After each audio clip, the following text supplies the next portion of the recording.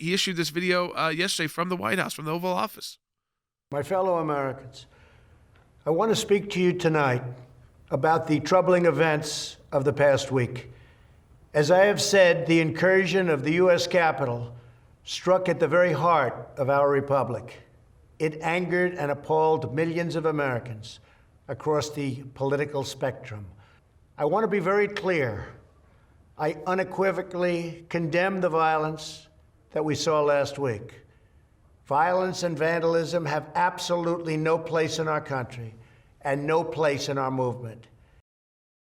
So there you go. I mean, the president, very strong, getting ahead of what he was briefed on, and obviously it's the U.S. Capitol that is getting most attention, but also a mess this week. Yeah, and next week, and state legislature, state capitals as well. Let me say this also: Ben Sasse came out very strong when this first happened, saying he was ready to impeach. Yeah, he's issued a statement now, which I find very interesting. Let's play it, and then we'll get everybody's comment. Number 18. The House, if they come together and have a process, I will definitely consider whatever articles they might move. If they come together and have a process. Well, the truth of the matter is they did not have a process. There was no process. I mean, no trial, no hearing, no nothing. No committee. You had a bunch of, first of all, it didn't go through the Judiciary Committee. No witnesses were called for or against the articles of impeachment. It was like an indictment with no grand jury met. The grand jury did not meet. We simply had an indictment. We didn't hear any evidence. We have no probable cause. I'm just analogizing it to a criminal trial because that's what people understand. Look, if you're going to try somebody for a crime, you've got to have a process. The process that we have is grand juries. Grand juries meet. Grand juries hear evidence. It can be hearsay. It can be whatever. They return an indictment. What happened in the House? You had a bunch of speeches, and then you had a vote, and the president was indicted, i.e. impeached. That's not process.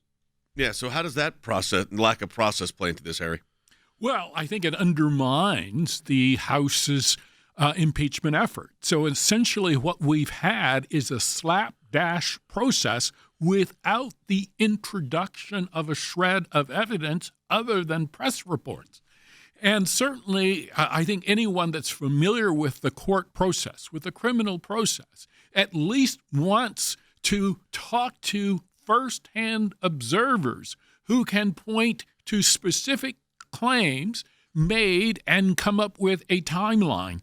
Instead, what we've had, essentially, this is my view, is an incoherent series of speeches by Democrats, basically attacking all Republicans from here to eternity. And so I think if Senator Sasse is going to adhere to his past statement, then I think he would have to reject the quote-unquote process of the House.